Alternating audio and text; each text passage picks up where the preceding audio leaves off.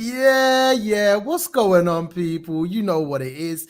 It is your Tuesday night dose of On the Bywire, where we bring you the news you know you can trust.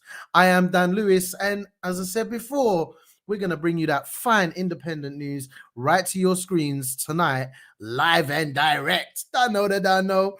Now, please don't forget, hit the like button, hit the share button. If you ain't on YouTube, hit the subscribe button. Share this video with your friends. Let everyone know where the finest in the news that you know you can trust is coming from. Big up all of you people that are locked in every night. Big up all of you that are checking out what we're up to and keeping in contact with the team. We love it. We appreciate it. It's big. We got an awesome team here at Bywire, and the team do so much work. We've got 24-hour news coverage. Got the team that work on this show, making sure that we can bring you the news every night. So that little bit of love you show on the like button, or when you sharing something, it means a lot to all of us here. So just want to say a big thank you to all the people out there showing support and that. Now, I have struggled a little bit today because, as you lot know, I got my vaccine last night and it was my first one in it, yeah. And raw. Today has been a struggle, bruv. I have felt terrible. Like, not only has my arm been hurting all day, but I've also barely been able to stay awake. Like, raw, it knocks you out, bruv. Oh my.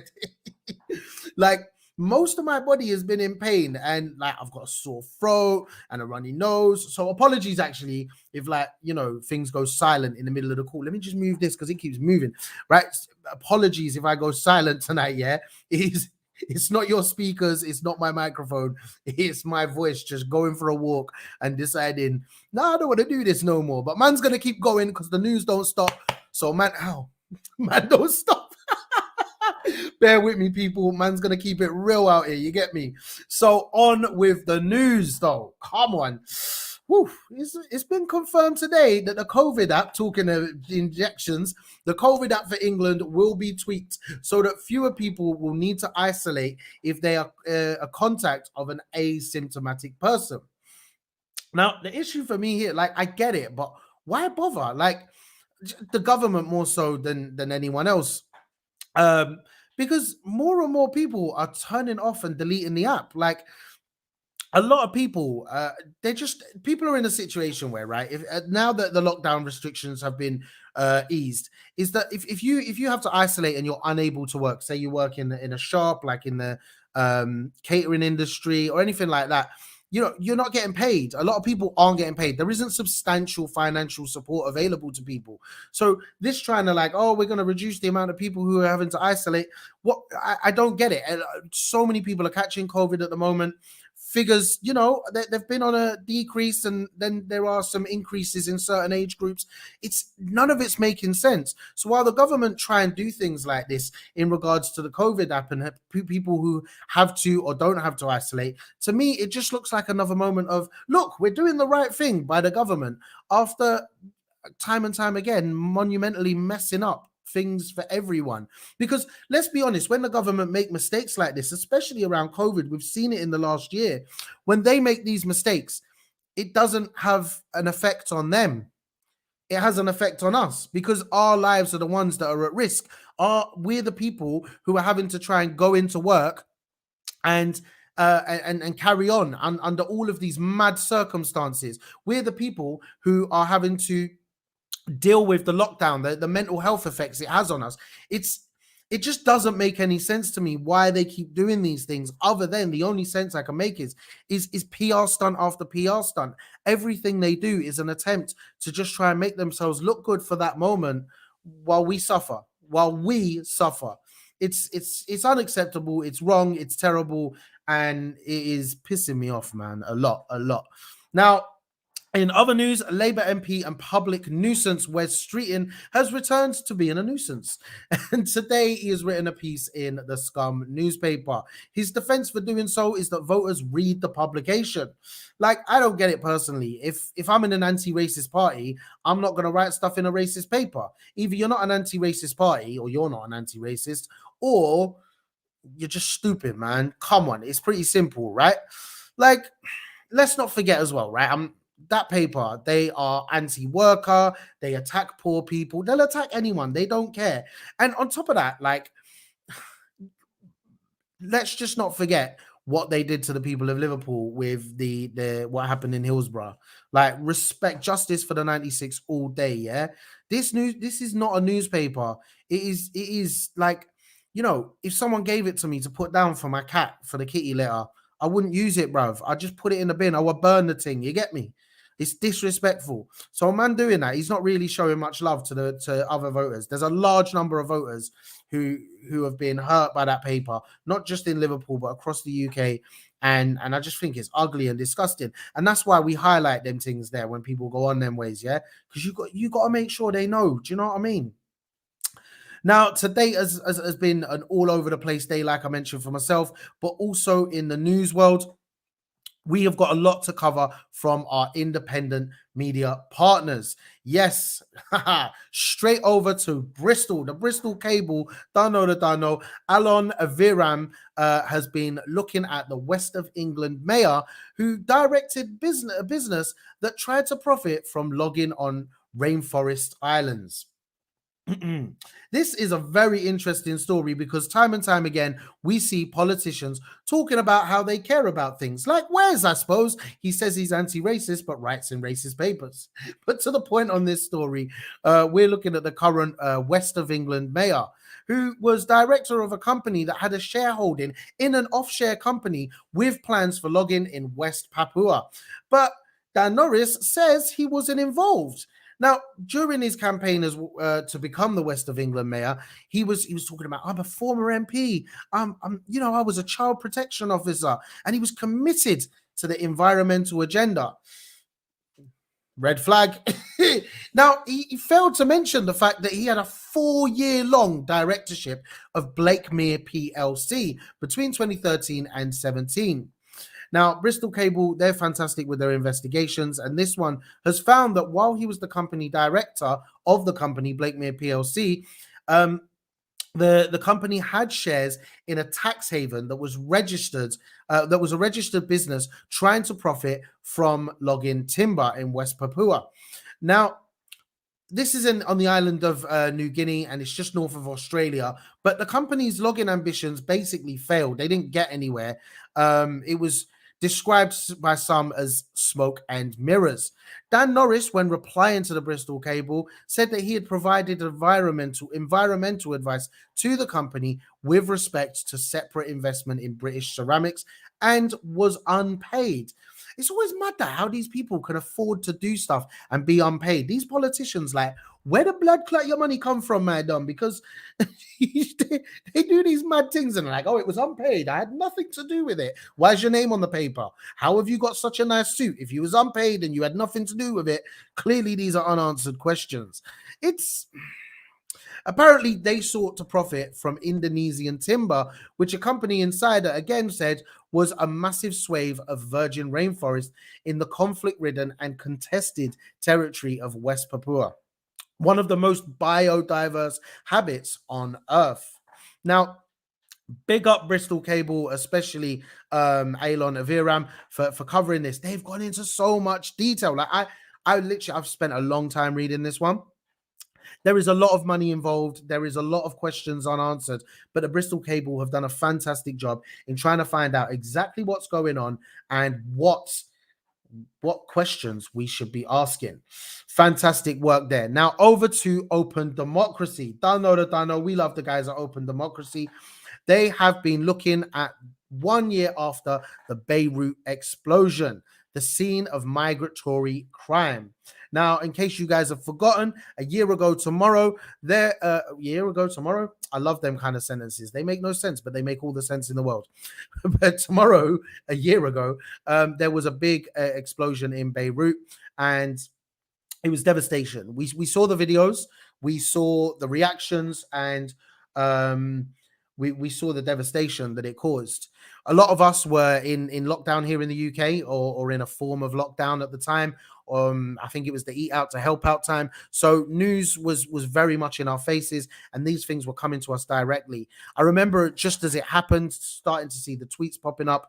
And to be honest, it felt reminiscent of 9/11 in a way. We were all concerned and wondering whether this could be some kind of terrorist attack, how someone could achieve to do that if it was the case. But it came out that basically it was it was down to negligence of the government, but not specifically the government, because although the companies that owns that area in the dock, there's ultimately there's no one to blame, but loads of people to blame, loads of systems to blame, and that's a big issue for people who care about democracy and accountability, not only in Lebanon but across the world.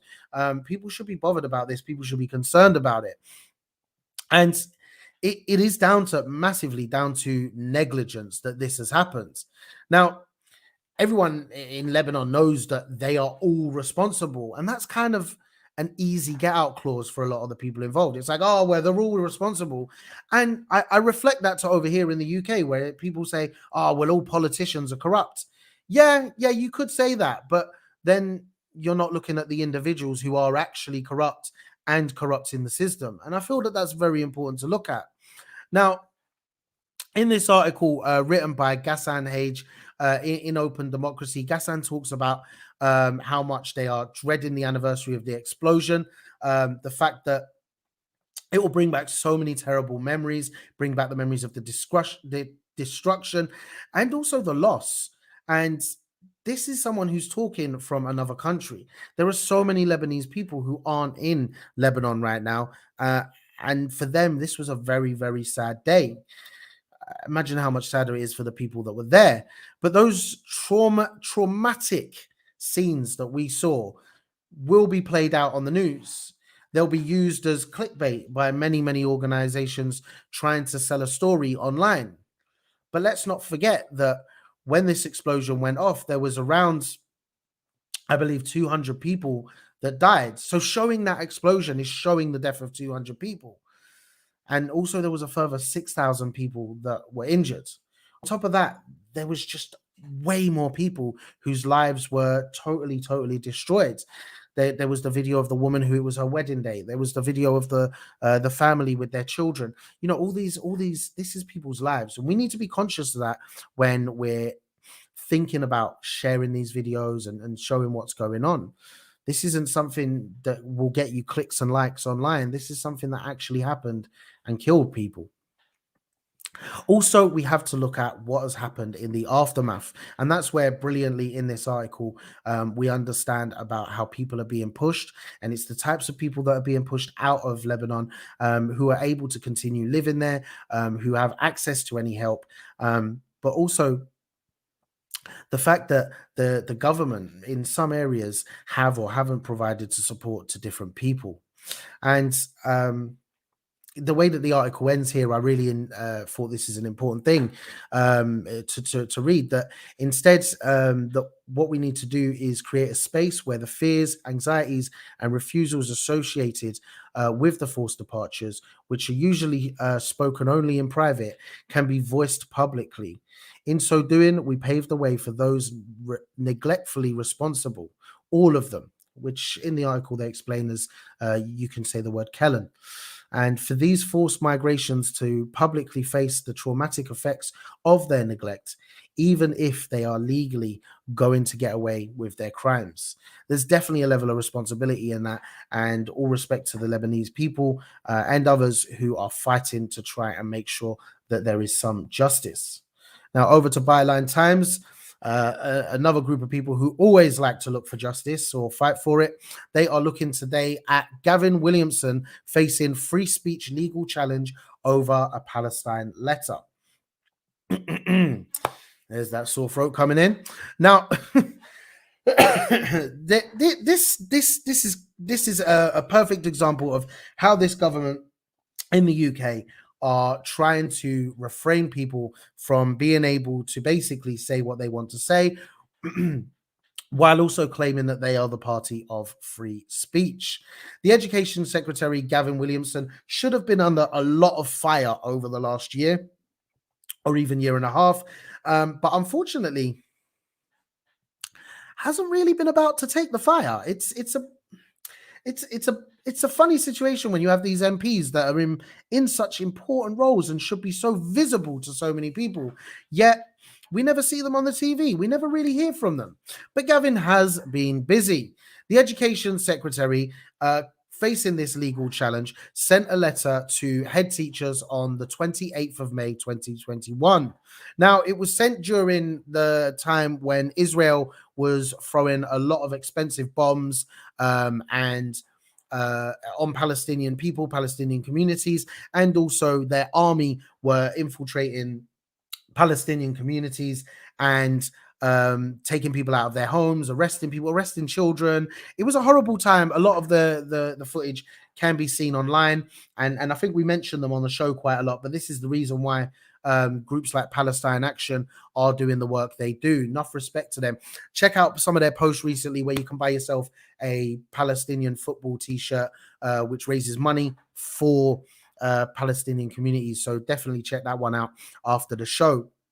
But the letter that Gavin has written here has basically been it's been trashed and called for what it is, which is an attack on free speech. But also there's some other bits to it. Now, there's the advocacy organization Cage, who have launched the legal challenge, and their claim is that Williamson's letter discriminated against Muslim students and failed to guarantee their rights to freedom of speech. Now, the letter basically was trying to refer head teachers and teachers to some organizations that aren't specifically pro-Palestinian. And I'll be very clear while I'm talking about this that I don't believe what Israel are doing is right at all. And I believe that all Palestinians, we should free Palestine. You know, without getting too deep into the conversation, I think you understand the stance of where I'm coming from on this.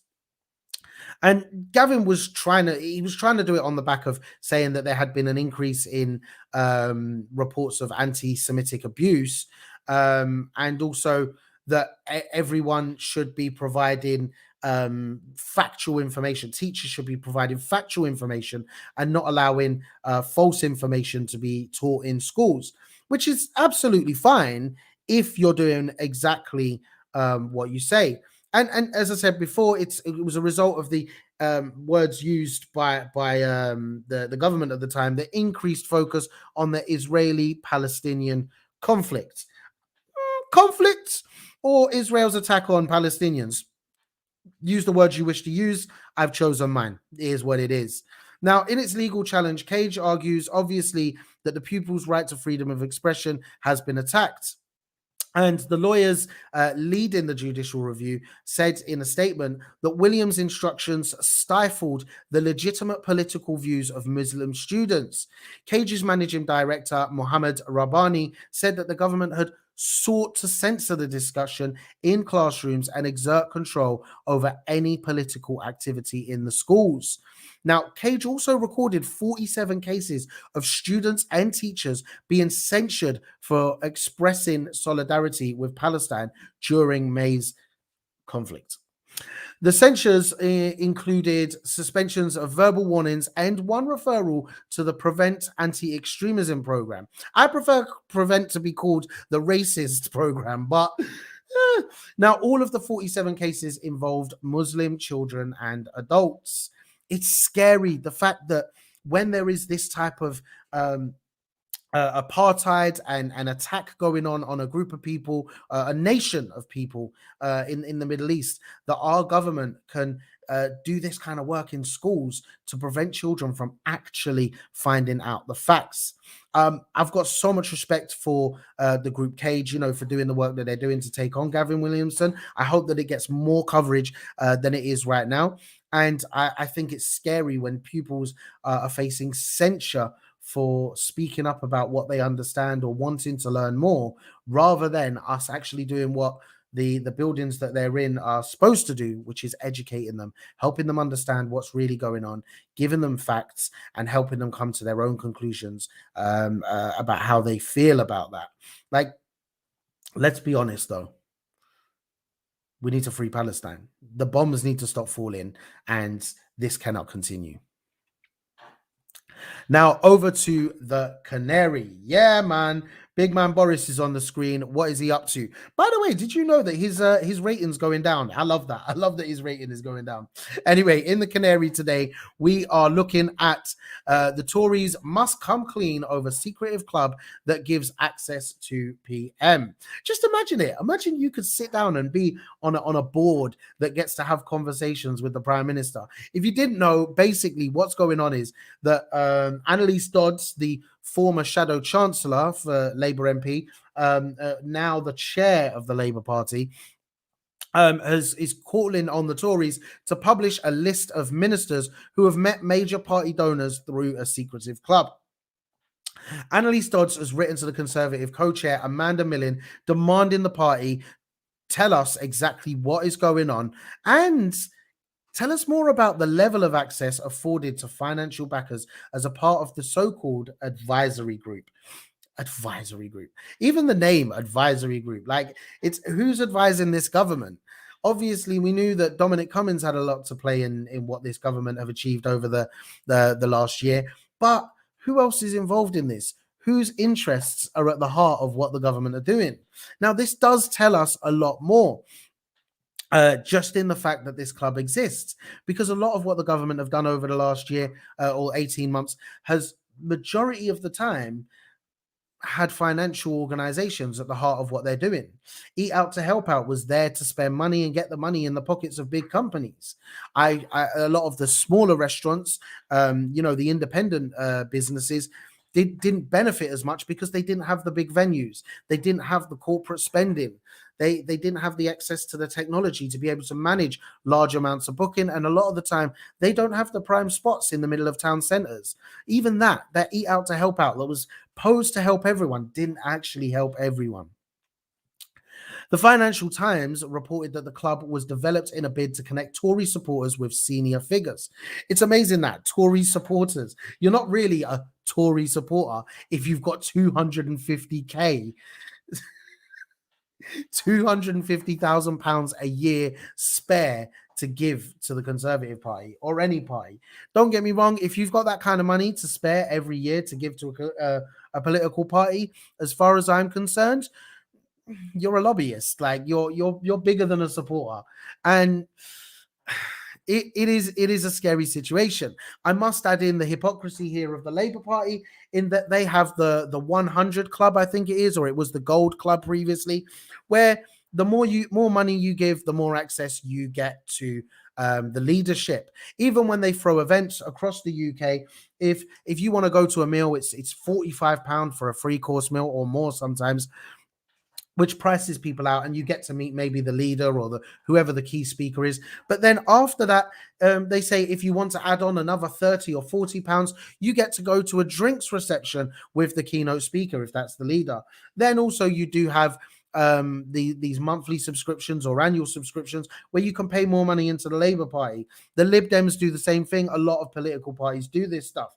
So I do find it slightly hypocritical that the Labour Party are the ones calling the Tories out. However, that said, we're talking £250,000 a year. That's a big difference between £45 and £90 from the Labour Party. So, it is what it is. Now, respect to Dodds, because she is, the words that she used was, it is in the public interest for you to clarify the workings of this so-called advisory board and Mr. Elliott's role in offering a powerful elite exclusive access to the Prime Minister and the Chancellor purely because of their status as Tory party donors. Down to the root of it, at the end of the day, the Tories are taking a lot of money from a small amount of people who have even more money, and they're calling it an advisory board, which leads us to believe that they are advising the government on what needs to be done. I don't know about you guys, but the majority of us who, pay our taxes, we're all workers, right? We work. And it would be cool if we had some organizations that we all, subscribed into, or we were all members of, that had access to the government to talk about how we could improve our working lives, kind of like trade unions. And then the trade unions had whether they had leadership boards or just one leader. I kind of like the idea of having a group of people that represent different parts of the group. But, like we have general secretaries of trade unions, and those general secretaries of the trade unions could then have access to the government. And like I said before, tell them about how they could make the world a better place for us workers. You know, just saying. It would be cool, like. But no, it's the Tory party. So, of course, it's the people that own the businesses that don't care about us workers. Sticking with the canary now, and we are moving to our headline story. Yes, the police officer guilty of assaulting two people, including a 15-year-old during lockdown. I really, I got some time for the judge in this case, because the judge also took the time to point out, and it's mentioned in the article, that their words that were used was, nothing turns on this point in this trial. Excuse me, this COVID vaccine has got me. Nothing turns on this point, but in this trial, but I have to make the comment that the videos, some of which were released on social media, are disastrous for public relations. It is embarrassing for the court to watch police officers selectively enforcing coronavirus laws when it suits them to order people off the streets and to go home, and yet those officers are ignoring the coronavirus laws and operational orders themselves. These videos do not show the police in a good light at all. Earlier on, they had said it is noteworthy that in all three incidents, not a single officer wears a mask or face covering, despite being issued with it by West Midlands Police. I understand what the judge is saying, and like I said, I have respect for them on this point. However, at the same time, people like us who are out in the streets and we do live our lives, you know, when you're dealing with the way the police go on, this is a daily occurrence. The police, they park wherever they want to park, even when they're not on duty. They drive however they want to drive whenever they're not on duty. I've been in the back of a police van, right? See me, back of a meat wagon, and I'm hearing them laughing and joking about driving over speed bumps as fast as they can, yeah? Basically to try and knock me out. Like, literally, that's it. That's what they do. They take the mick. They have fun with their job. Like, everyone wants to have fun in work, but you're a fed, you're a police officer. It's not your job to have fun. Now, to the point on this story, there was a 15-year-old that has been punched, and the 15-year-old was wrongly accused of possessing drugs. It's so often that this happens. It was in Birmingham, by the way, where this happened. And it is so often that this happens, that the police use these excuses to try and attack young people. Now, the force used against the 15-year-old, the officer tries to say, was basically they felt that their hand was moving towards something, and they wanted to protect themselves. But then when you see the CCTV footage, hands up, fam, hands up. It's a repeating storyline where the police make up their own story as to what happens. Now, you can tell me this is just one police officer. Chrissy, whatever their name is, and the Metropolitan Police said the majority of our officers are good people. Well, I tell you what, why does it keep coming out that stories like this, where your police are not good people? I am sure to the bottom of my soul, right? I am sure good people go in to become police officers with really good intentions. But the system is the problem, because it turns those people, it makes those people have to do things that don't protect the people, right? It doesn't protect us, the citizens of this country that pay the taxes towards their wages, towards their shiny, fast cars. It doesn't protect us. It criminalizes young black men. It works in a way that victimizes a lot of ethnic and poor communities, and it is basically set up to protect the rich.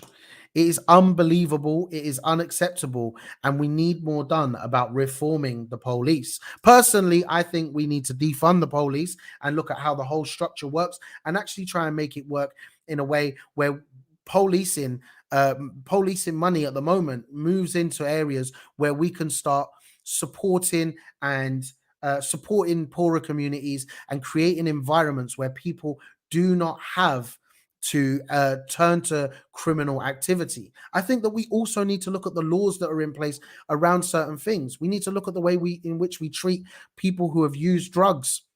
What are drugs? What are they there for? What are their purpose? And why are people using them? How are we protecting them when these drugs are damaging their lives? And why are we stopping people from enjoying the stuff that ain't that bad? Decriminalize the ting. Don't know. Big up the Canary, though, for covering this story and actually giving a clear understanding on what's going on.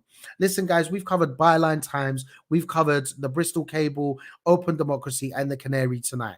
There are so many other independent media partners that Bywire News support. Make sure you check them out. Head on over to www.bywire.news. We cover all of the news that we can on there, and also our partners' details are there too, so you can check out their websites. If you've enjoyed the show, if you tune in regularly, and if you're able to, please, while you're on the websites, hit the donate button, become a regular subscriber, own the news that you know you can trust. I'm going to go get back in bed now because this vaccine has messed me up. Hopefully tomorrow I will be feeling a lot better, and we will have a special guest for you. A friend of Bywire's is Josh. He will be talking about his new book, which is called To the Moon. If you don't know, go check it out. I will be tweeting the link to the fundraiser so that we can try and help him raise the money to write this book. I love it. In the meantime, don't take any advice on cryptos. Always do your research yourself. Peace and love, my people. This is Bywire. Hit like, hit share, hit everything. I will see you guys at 9 p.m. tomorrow. Mwah.